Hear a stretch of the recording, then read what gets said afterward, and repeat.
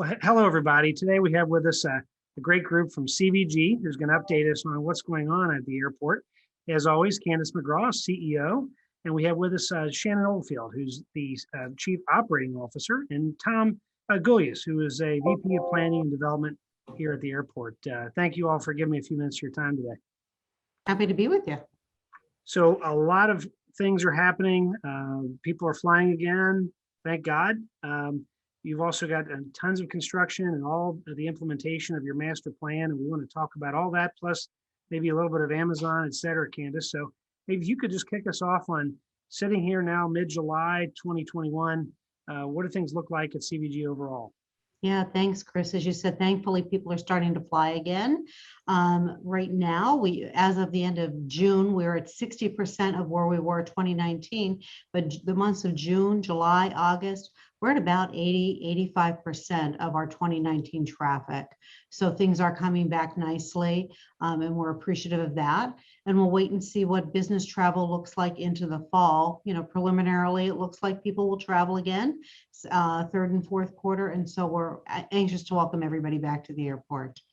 Absolutely. And one of the things that surely we first see is the construction, at least on the user side of the parking garage and the how full the garage is, and then the Conrack facility. And Shannon, maybe you want to speak to that and all the construction that's going on, literally tens of millions of dollars of construction, correct? Sure. Yeah, we've got three major projects that are all kind of culminating here this summer and later on this fall. And one of which, as you mentioned, is our Conrack, or the Consolidated Rent-A-Car Center, as we're calling it. And essentially, once that comes online, that will really create a fantastic passenger experience for our customers. You know, the ability to fly into CVG and pick up a rent-a-car without having to get on a bus and circle around the facility. They'll be able to walk right into the facility and pick up the rent-a-car and go on their merry way. So it is going to be something awesome we've been working on for a number of years. It also allows us, increased capacity from a customer services perspective, with additional opportunities for ticket counter space and queuing space, concession space into the future. So we're really looking forward to that project coming to an end, hopefully in the month of October. The next major project that we have going on, as I'm sure a lot of the public is aware of, is the runway 927, which is our primary east-west runway. 12,000-foot runway is going through a major rehabilitation runway repair that includes extending the shoulders, brand new lighting, of course, the pavement, et cetera, is all going to be replaced.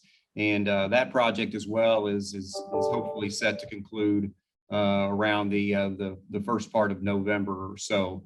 And then finally, I think what everyone is aware is the Amazon facility has been under construction for some time now, and we're looking forward to hopefully having our first aircraft on that ramp as soon as August. So probably about another month or so, that facility will begin use. And certainly with all of the roadway construction projects and things that's going on around the airport, having that facility open and some of these roadway projects coming to an end as well will certainly help with the traffic in and around the airport.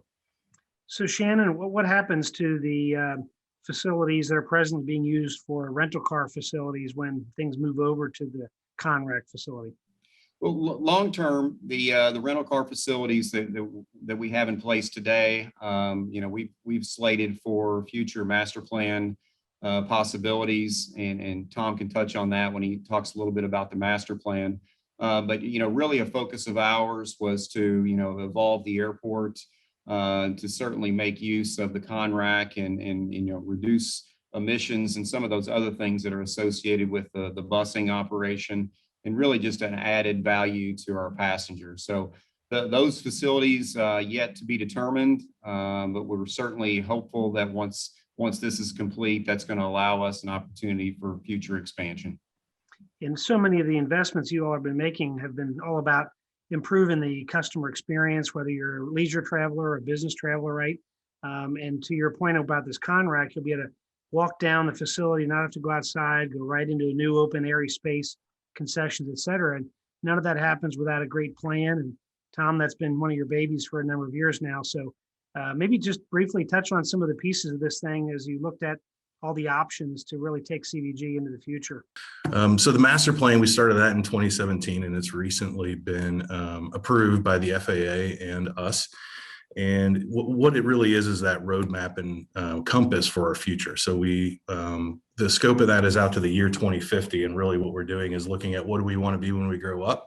So we go through what do we have today, where do we forecast ourselves in the future, and how do we get there in the near, mid, and long term. So we went through that exercise going through all of the different alternatives and how we felt that we could, or what we thought we could meet that demand. A lot of what we focused in on the master plan as alternatives was to be able to improve that passenger experience, what we call the passenger ribbon. So from the time they get onto the campus, get into the parking garages or get dropped off, ticketing all the way to the plane.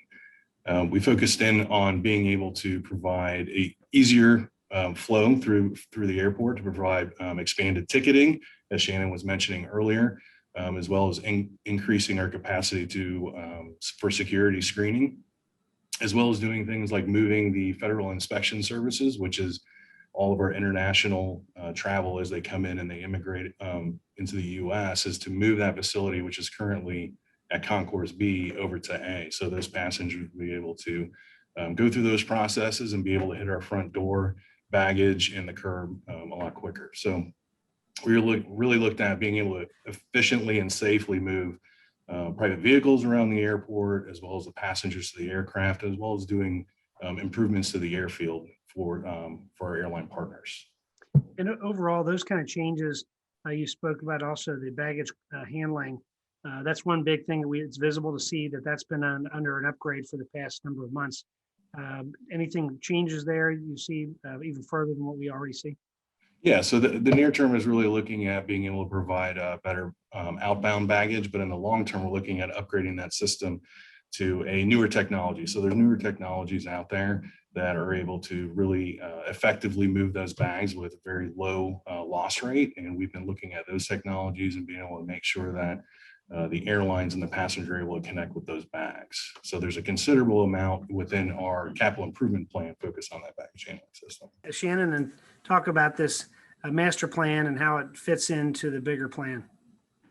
Sure. So the master plan update, as we refer to it here, in the confines of CVG, is basically a fresh look at the future of CVG. We're required to go through a master plan update periodically by the FAA, and it really helps us understand kind of big picture and long term what the overall traffic patterns, the passenger demand, the stress on the facilities, opportunity for expansion, and really development around the airport may look like as far out as 2050.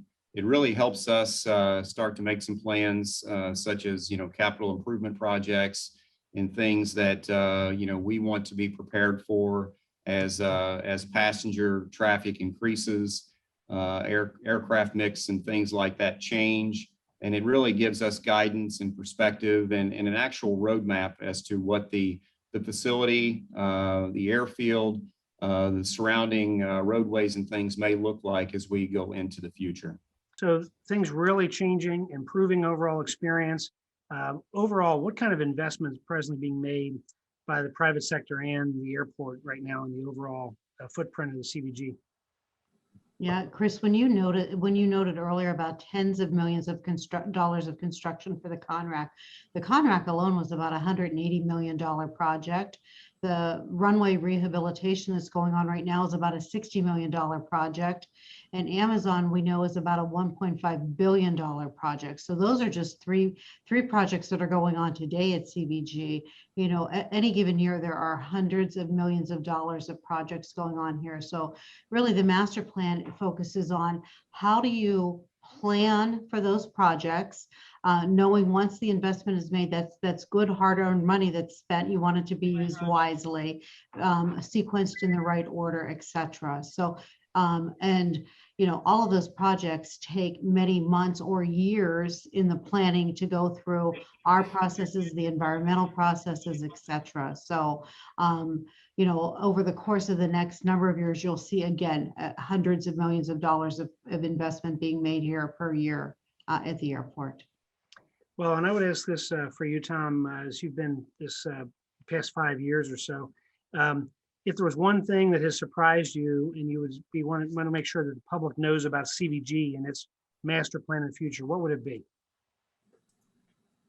It would be the absolute mix of different businesses and activities that are happening around here. I mean, we know that within the past couple of years, cargo has become such a major component of what we're doing. So, I mean, we really are a 24/7 operation. We're moving passengers as well as the cargo.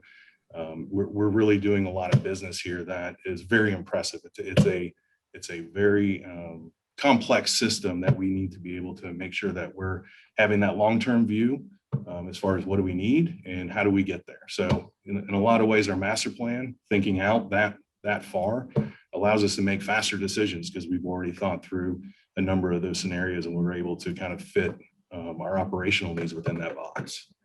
Fantastic. And Candace, as one of your other daily activities is looking at the carriers and the cities we're able to visit directly and through good connections through CVG. Any news there that we would want to be looking for in the future or what you might be working on? Sure. As we sit here in mid-July, you know, pre-pandemic, we had 54 direct destinations from CVG. Currently, we have 50. Now we know some of those additional markets that we've picked up, cities that we hadn't been in before, are the more leisure markets. Sure. Hopefully, I think in the fall and into early 2022, you'll see more business markets come back and more robust service to those business markets. You know, we continue to work on international. That'll be a slower pace now than what we were making such great strides pre-pandemic and getting our messaging and those connections internationally, but we'll continue on that. Paris will start up again. That'll start late October. And Canada is actually opening up, I want to say September 7th. And actually Air Canada was timing that flight up to meet with all of their bank out of Toronto. So the world is reopening. And again, you know, we're excited to see passengers come back. Well, I know that's been a very trying year and a half for you all, and I appreciate the great work you did pre-pandemic and what you've done during it, and looking forward to the complete implementation of this big plan. So thank you so much for your time today. Best of luck. Thank you. Thank you.